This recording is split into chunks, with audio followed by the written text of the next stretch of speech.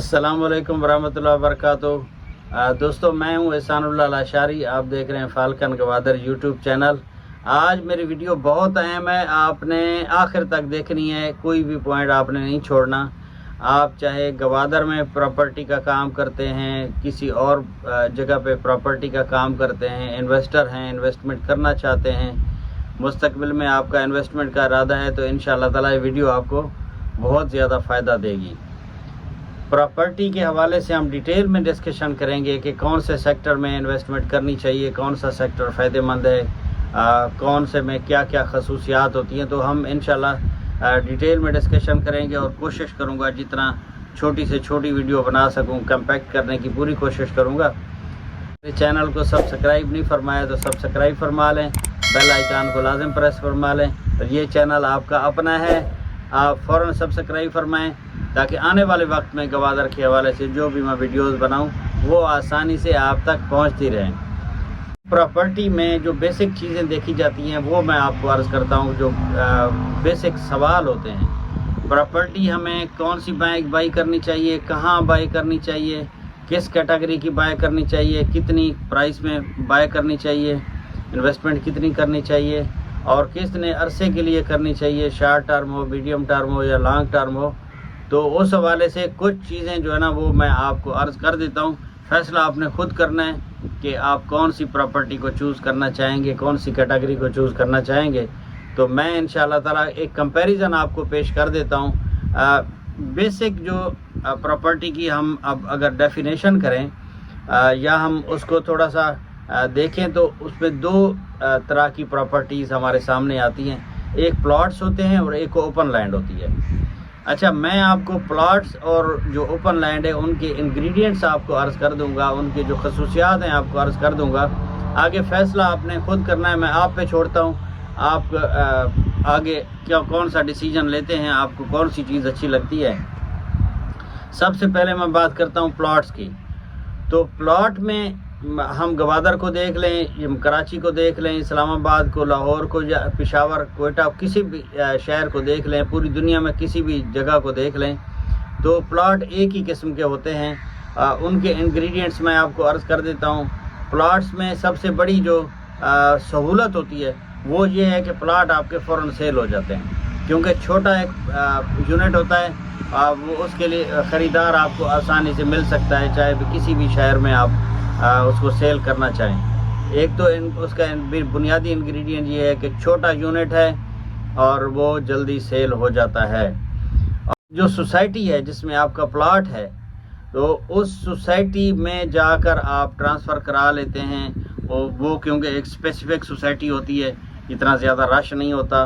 ज़्यादातर सोसाइटियाँ प्राइवेट होती हैं, जो कुछ गवर्नमेंट की भी होती हैं, लेकिन वो ज़ाहिर है उनको फ़ीसें मिल रही होती हैं और वो तवज्जो देते हैं और आपको ज़्यादा जो है ना उसमें ट्रांसफ़र के हवाले से तंगी नहीं होती। अच्छा, और जो बेसिक इंग्रेडिएंट होता है प्लॉट में, वो ये है कि उसकी डायमेंशंस वो पहले से मुंतखब होती हैं। पता होता है कि ये इतने बाई इतने का प्लॉट है और उसकी लोकेशन भी डिफाइंड होती है कि फ़लाँ जगह पे प्लॉट है, फ़लाँ ब्लॉक में प्लॉट है, फ़लाँ कैटेगरी का प्लॉट है, इतने साइज़ का प्लॉट है। तो ये सारी चीज़ें आपको पहले से डिफाइंड होती हैं। जहाँ आप इन्वेस्टमेंट कर रहे हैं या आप इन्वेस्टमेंट करना चाहते हैं या आप इन्वेस्टमेंट कर चुके हैं, तो वो सारी चीज़ें आपको ऑलरेडी पहले से पता होती हैं। अच्छा, फिर उसके बाद जो प्लॉट की हम अगर इंग्रेडिएंट देखें तो वो ये है कि प्लॉट की कीमत निस्बतन जो ओपन लैंड है उससे कम होती है, क्योंकि यूनिट छोटा होता है। बाद वक़्त कमर्शियल प्लॉट्स हैं या लोकेशन के हिसाब से उनकी वैल्यू ओपन लैंड से भी बढ़ जाती है, लेकिन वो डिपेंड करता है कि कौन सी जगह है और लोकेशन उसकी क्या है, कैटेगरी क्या है और उस प्लॉट पे कितनी डेवलपमेंट हो चुकी है, रोड वहाँ बन चुके हैं, नहीं बन चुके हैं, तो उस हवाले से उसकी प्राइस में फ़र्क आ सकता है। अच्छा, अभी मैं आपको अर्ज़ करता हूँ जो ओपन लैंड है। ओपन लैंड के जो इंग्रेडिएंट्स हैं उसमें मैं आपको अर्ज़ करता हूँ। मेन चीज़ होती है कि ओपन लैंड का यूनिट क्योंकि बड़ा होता है, उसमें प्रॉफिट ज़्यादा निकलता है।